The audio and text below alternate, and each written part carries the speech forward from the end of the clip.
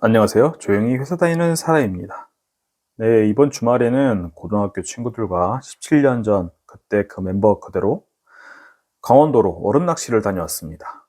1인당 3마리까지 제한이 있었는데 한 친구를 제외하고는 다들 목표를 초과 달성했는데도 낚시를 멈추지 못하고 결국 너무 추워서 낚시를 더 이상 못하겠다 싶을 때까지 1시간 넘게 입질이 아예 없을 때까지 열심히 낚시를 하고 있는 우리들의 모습을 보면서 참 다들 열심히 사는 인생이다라는 생각을 했습니다.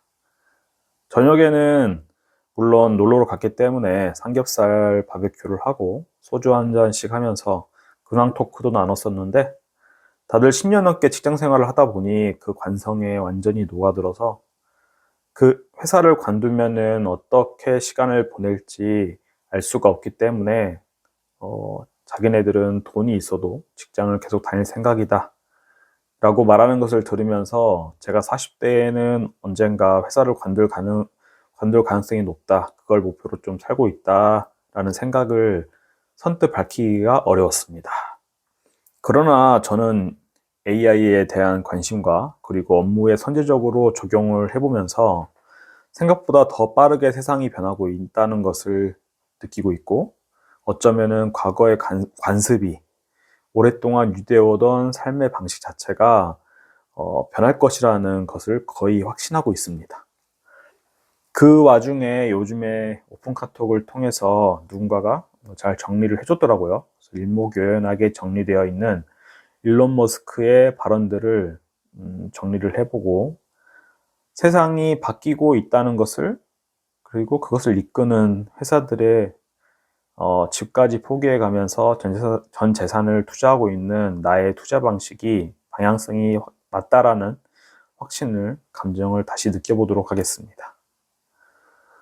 최근 이제 일론 머스크가 했던 AI와 그걸로 인해 펼쳐지는 미래에 대한 발언들은 다소 파격적이지만 기술적 가속주의, 한계 비용 제로 사회라는 일관된 논리가 깔려 있었고요. 총 7가지인데 하나씩 짚어보겠습니다. 첫 번째, 노동과 직업의 종말입니다. 화이트 칼라 사무직의 소멸은 이미 진행되고 있고 AI가 텍스트나 소스 코드, 데이터 자체를 인간보다 더 빠르게 처리를 하면서 단순하게 정보 처리하는 수준의 사무직은 대체가 되고 있습니다. 그리고 미용이나 의료 관련된 의사는 이제 3년 내에 기술적으로 로봇이 외과 의사의 정교한 수술 기술 자체를 넘어설 것이고 더 정밀함이 요구되는 미용 성형의 영역까지 확산될 수 있음을 의미합니다. 직업 자체의 의미도 이제 변화될 건데 앞으로는 생존을 위한 노동은 사라지고 인간은 오직 선택에 의한 활동, 즉 취미나 직접 탐구 이런 것을 하는 시대가 올 것이라고 합니다. 두 번째, 보편적 고소득과 경제체제의 변화입니다. 이미 현대차가 주가가 최근에 급상승한 이유 중에 하나가 그 자회사인 보스턴 다이내믹스가 아틀라스라는 로봇을 내놨죠. 그 로봇이 노동을 통해서 물건과 서비스를 생산하기 시작하면 이제 더 이상 인건비가 들지 않기 때문에 가격을 폭락시키고 사실상 모든 재화와 서비스가 공짜에 가까워지면서 현재 방식의 자산 축적은 무의미해질 것이라 보고 있습니다. 생산성이 무한대에 수렴하게 되면은 돈을 계속해서 찍어내도 인플레이션이 발생하지 않는 기묘한 경제 구조가 형성될 수도 있고요. 한마디로 공짜 사회가 도래하고 집, 의료, 오락이 기본 권리로 제공되는 보편적인 고소득 시대가 올 수 있다. 이때는 기업의 수익이 공공의 자산으로 재분배되는 형식까지 뛰게 될 거라고 보고 있습니다. 물론 이런 변화들은 장기간에 걸쳐서 일어날 거고 점점 속도는 빨라지고 있지만요. 그러니까 이 변화의 과실들을 모두 누리려면은 무엇보다도 우리 자신의 건강을 최우선으로 지켜야 된다. 그러니까 이거에 대해서는 좀 짚고 넘어가야 될 것 같고요.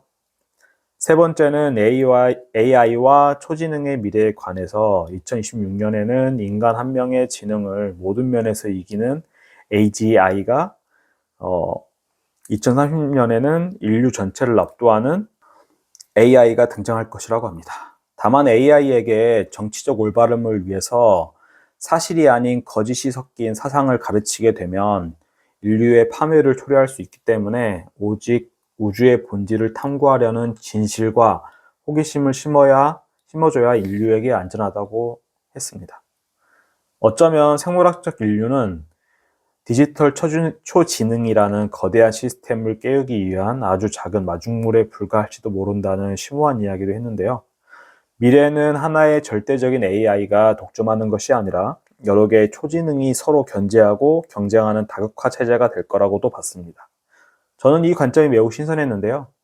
AI가 인류를 지배하게 되면 너무 위험하지 않겠냐라는 의견들이 나오고 있는데, 초지능 AI가 만약에 한 개가 아니고 여러 개가 서로 경쟁하고 견제를 하게 되면은 생각보다 더 안정적인 미래가 다가올 수도 있겠다는 생각이 들었습니다. 네 번째는 에너지와 자원 혁명입니다. 인류의 궁극적인 에너지원으로 핵융합이 각광을 받기도 하지만 일론 머스크는 이미 하늘에 거대한 핵융합로 같은 태양이 있는데 왜 지구에서 굳이 비효율적으로 이를 재현하려고 하느냐, 이건 낭비다 라고 했습니다. 태양광과 배터리의 조합이 더 낫다는 것인데요.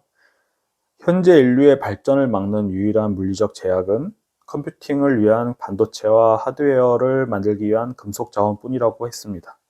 그리고 이 문제는 스페이스X의 스타쉽 같은 우주선을 띄워서 소행성을 채굴함으로써 지구의 자원 한계를 극복하고 우주급 규모, 결코 지구급 규모가 아닙니다. 우주급 규모의 태양광 패널을 만드는 시대가 올 거라고 봤고요. 정말 스케일이 남다른 개인 자산 1000조 원대의 부자의 생각입니다. 다섯 번째는 지정학적 승부처는 앞으로 역시나 미국과 중국일 것이고, 중국은 이미 태양광과 전력망 확장 속도에서 미국을 압도하고 있으며 테슬라의 전략 자체를 가장 빠르게 흡수하고 있다고 봤습니다. 미래의 진짜 승부처는 소프트웨어가 아니라 그 소프트웨어를 돌릴 수 있는 압도적인 에너지를 누가 먼저 지느냐에 따라서 결정될 것인데, 중국이 그런 부분에서 잘 하고 있다고 보고 있고요. AI와 로봇 도입에 실패하는 국가는 앞으로는 사실상 생산성 경쟁에서 밀려나서 경제적으로 파산하게 될 가능성이 높다라고도 했습니다. 여섯 번째는 인류의 확장과 수명입니다.